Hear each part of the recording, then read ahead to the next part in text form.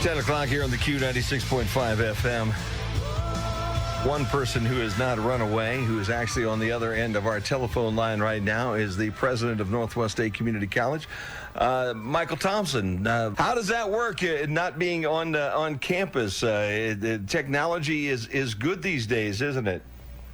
Yes, and I credit Zoom gave people with EDU addresses kind of free access, so we've been holding team meetings through Zoom, and some of us have WebEx, so that's worked out very well. I will say yesterday I got dressed and had some coffee and did my usual, which was take a walk about campus. It took about 2 seconds to walk around my house. And my cat Maggie gave me social distancing and a lot of indifference. So I went back to my office and started to work again. That was my day yesterday. But yeah, I think on a more serious side, we are totally remote. And we went totally remote on Monday, the 23rd, both in our learning operations and supporting our learners. Wow. So Northwest State Community College, for all intent and purposes, locked up tight. We are buttoned up. In fact, I wrote all three of our local legislators, state, House and Senate, just letting them know because they're in session today. So prayers and thoughts for them heading that way. But yeah, we allowed some visitors in yesterday to pick up technology and files. Some students that were getting some technology so they could get more remote learning. And 4:30 yesterday, we buttoned her up, and basically you would need the permission of a vice president to enter the building. It needs to be part of our business continuity plan at that point, and it will stay that way until we get the all clear from the governor. Now, it does seem that while the building is locked up, still the classes and the functioning of the college is still going on every day. Yes, and we really appreciate Governor DeWine's leadership. On March 10th, which seems like a lifetime ago, there were about 12 of the community college presidents gathered in Columbus, and he phoned us and said, I'm bringing the chancellor, and I'm going to visit you. And he sat down in front of us. I saw a very serious man stare at us and say, I need your help. And he said, redirect your mission to public health and help slow down the spread of this virus and help speed up the recovery from it. And that bought us a good 8-10 days for us to get to remote operations and practice social distancing and doing all the things we needed to do. So I very much appreciate the leadership of the governor that really helped us out. President Micheal Thomson from Northwest State Community College on our line. If you're just joining us right now, take me through those 8 days. That seems like you make it sound like, well, at least we had this big cushion in front of us. But 8 days to make the transition you made is not really a whole lot of time, is it, Micheal? Well, yeah, I would say, I won't necessarily do a blow-by-blow, but it's pretty simple. The minute we got the word from the governor, that's before his press conference, I drove back from Columbus, and the press conference was in my car on the radio. My entire emergency cabinet was fully functional and listening to it with me, and we started plans of action that day. By the end of that first, the 10th, by the 12th, we pretty well had all our plans out for the next week, extending spring break. We needed to hear from faculty about, can you go remote? How does it work? Where do we need to help you? So we extended spring break, and that bought us a few more work days. We closed last Friday, Saturday, and Sunday, because we wanted to give the building a rest from germs. That made it a little easier to play with. And then the last week, the emergency cabinet, a little bigger, using that emergency response plan that we've always worked on and prepared for, and that FEMA training that you get was very useful. And we sat down every day, sometimes twice a day, made a list of issues. We basically had a cabinet cut in half, twos. So 5 reported directly to me, 5 reported directly to the Executive Vice President, Todd Hernandez, who's doing a great job.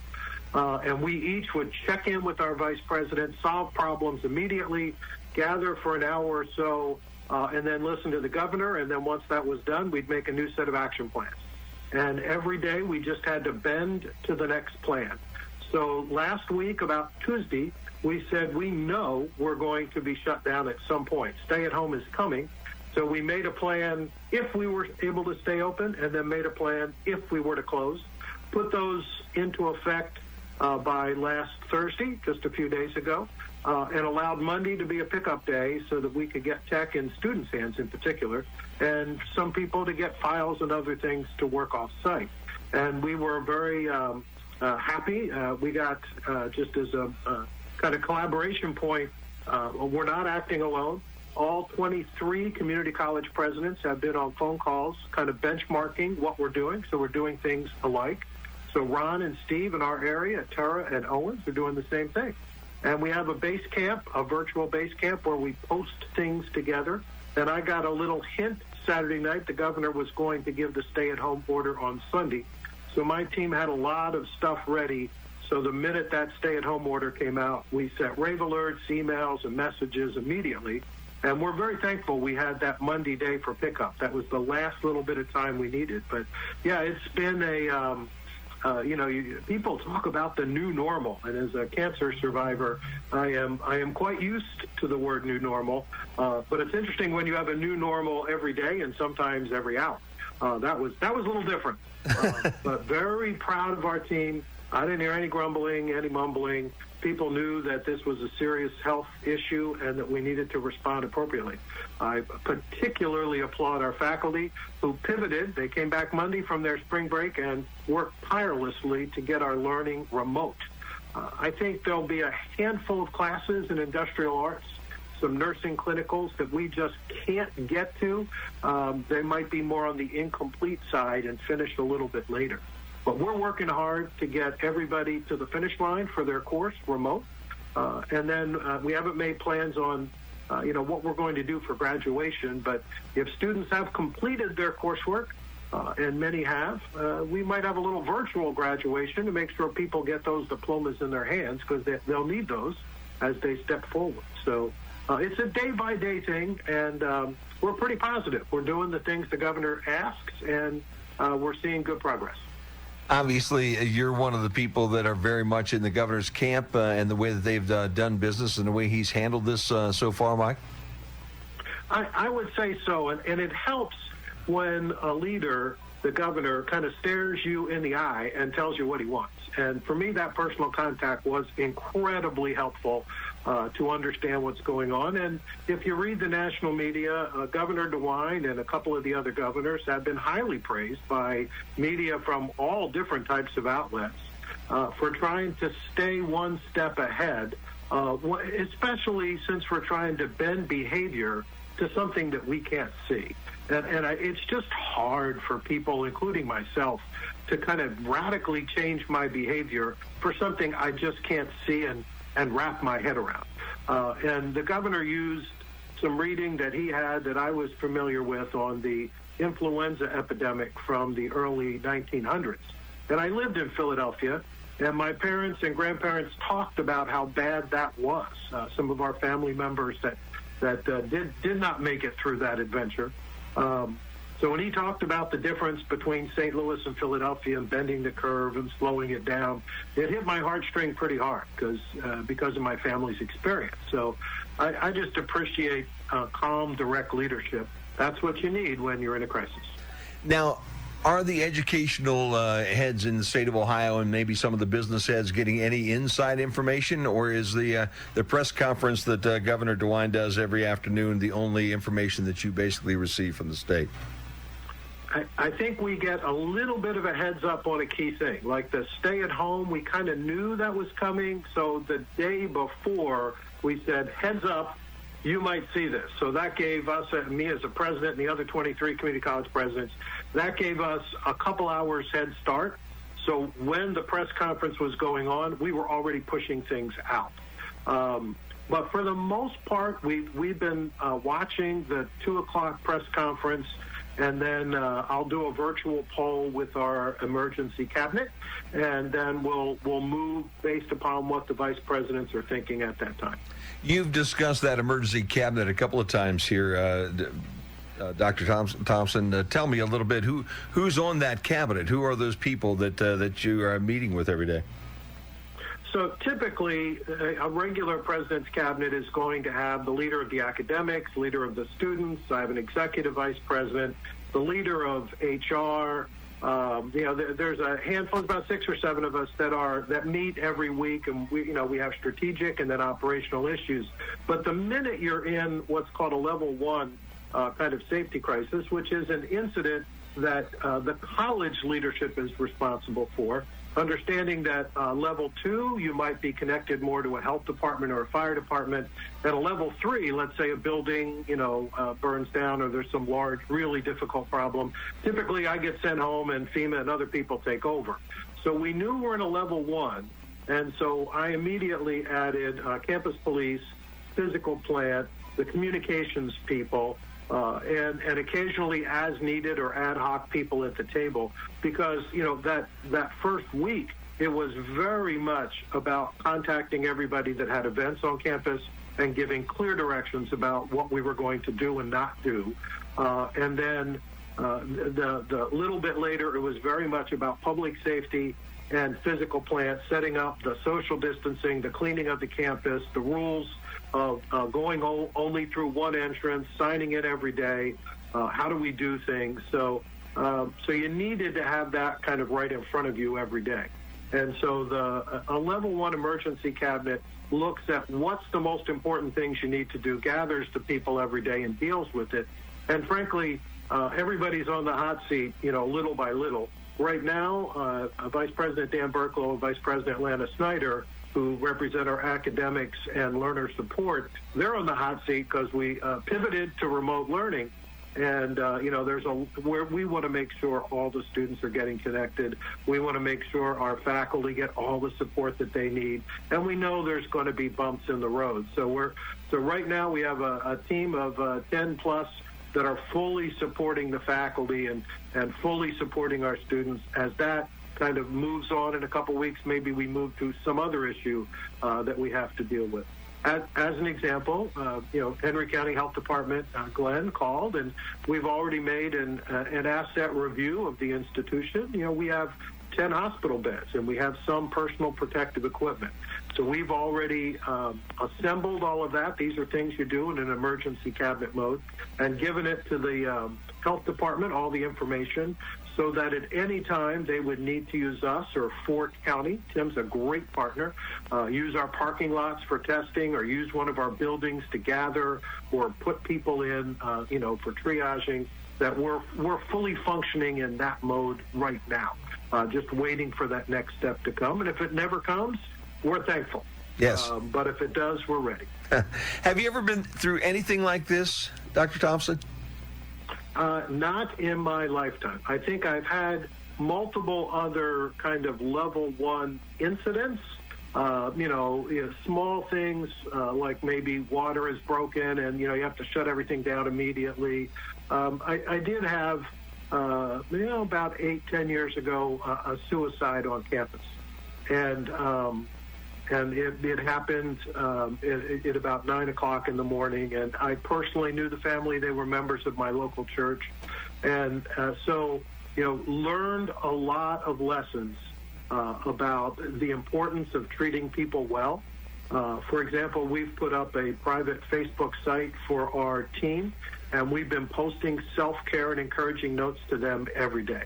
Right now, our emergency cabinet is in full let's help our team mode emotionally, deal with the fact that they're not used to they're used to seeing people every day, and they're used to getting out and about.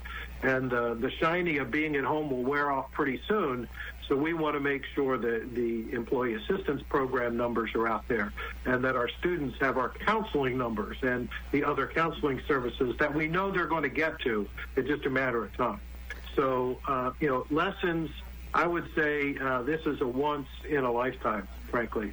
It reminds me of my father's talk to me after Pearl Harbor, my grandmother's talk about influenza. This is the thing we're looking at. And if it turns out to be a minor thing, I'm just thankful that we were well prepared. If it turns out to be a harder thing, I can look back and sleep well knowing that we did everything we could to keep as many people alive as possible. You know, I have a son. I think you and I have talked about this before. He works with Ohio State. He's a researcher. He came out of Case Western. He and his group have been in the AIDS research business for quite a while, and they do a lot of testing for drug companies and all. And I talked to him yesterday because an awful lot of folks are skeptical around here about where we are and how deadly this might be. His boss, who basically has come up with several different basic cures for AIDS in the United States and around the world, said his boss, who is 72, 73 years old, this is the most fear he's had over any virus that he's ever seen in all his life. You know, that's how potentially deadly this is, and hopefully we have taken those steps. And I appreciate that thought. You know, it's one of the things that, you know, I use leadership readings, and EAB is kind of our leadership kind of thinking partner. They're a higher ed kind of thought group that helps us. You know, it's clear, calm thoughts, strong heart, swift, prudent action. That's our byline right now. That's our mission. And frankly, you know, this is what I kind of sense. This is a very highly communicable disease. It's in terms of death rates, 1%, 2%, 3%, which is a lot of people, but maybe less than some other things that we faced, you know, at the influenza that, you know, break the Spanish flu. So it's just as much about the overwhelming of the healthcare system. When you think about a disease that takes days and then manifests, and, you know, I walked around ProMedica. It's all calm, but it felt like a calm before a storm. And so, you know, there are people who work in healthcare. We have a nursing program, a medical assisting program. We want to give those team members in Northwest Ohio every chance to protect every life they can. And if they get overwhelmed or they're at full volume handling the cases, even though the mortality rate might not be huge, because I think that's where some of the skepticism comes from. Understand, it's 75-year-old man with a heart attack that's trying to get into the hospital. It's like, who's helping him? And who's helping somebody on, you know, a woman on diabetes that needs instant medicine, and there's a lag getting that to them. So it's the ripple effect of other people. And then we know there's going to be an economic impact of high unemployment and how to get people back to work safely, and how to kind of reboot an economy that's pretty oriented towards consumer spending, about 70%, and so maybe that'll shift. So it's an uncertain time, and you know, our team's committed to doing what we can do right now with what information we have to do the best we can. And you know, it's thoughts and prayers, keeping us safe with our families, and just taking that next right step every day is what we're doing. President Micheal Thomson from Northwest State Community College, our guest. If you just tuned in here, we're talking a little bit about what is going on over there. I had this question, is there a possibility that if our system does get overwhelmed, that some of your people at Northwest, your students who are heading into nursing and those types of things, might be called into play to aid in some of this at your facility?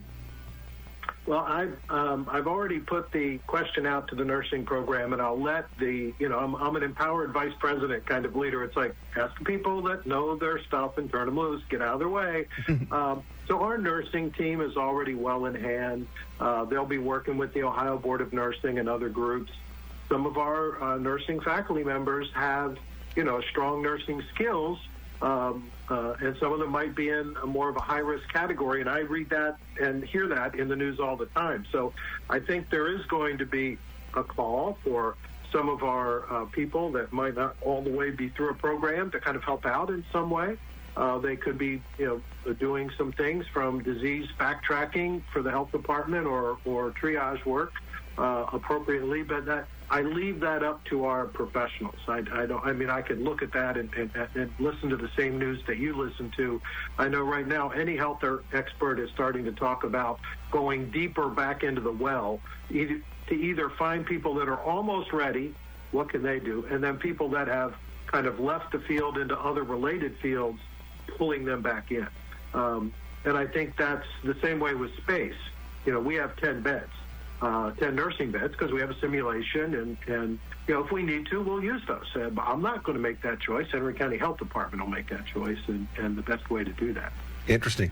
Ventilators, do you have any ventilators at Northwest? I looked at the asset list. No, we have some personal protective equipment. So some of that could be used if it's needed. And I think we're seeing more of that. I know our physical plant team had some equipment that they were using, and as we're buttoning down the campus, we're going to hold some because we know we're going to need some when we open back up. But I think Kevin Gerken is doing a great job. He said he wanted to donate some to some local nursing facilities, nursing care facilities, which I thought was a great idea. So it's little things like that are helpful. Yeah, no doubt. It's tough to talk about at a time like this, and it may sound like a kind of a harsh question, but it does seem like everybody's employed at Northwest at this point. That's part of the economic reality that we're living in right now. An awful lot of people are sitting at home not drawing a paycheck. How does that? How is that working at the college? Well, at the college, we have reserves, and I think I heard the governor when they asked him yesterday. They said, "What about the rainy day fund?" And he said, "I could give you a quick answer. It's raining, but we'll come to that when we do." So we have reserves, and I've been updating the board regularly. So we made a decision last week when we had those few days extra to kind of think through some things, that we are paying our team for the normal hours that they would work from now through June 30th. And we feel pretty confident we can do that. Unless there's some drastic measure taken by the state that would pull money out of the budget we currently have or pull back money, I think we're pretty good. And one of the interesting things is, and I saw this in 2008 and then again in 2000 when we had two kind of economic, kind of struggles. It's important for public institutions in particular, if they can keep people working, to keep people working. Our team is doing work every day. Teaching and learning is going on every day. The administrative team is doing their business continuity plan. We're still paying bills and doing things. And some people that might be in a building that would do one thing are being shifted to another thing. So people are working. And, it's really the soft spot are hourly team members that might not be clocking as many hours. We'll redirect as much of that work as possible, but we're making a commitment to fund people at the normal hours they would have worked, by the way, including our student workers. And there are many things we can do.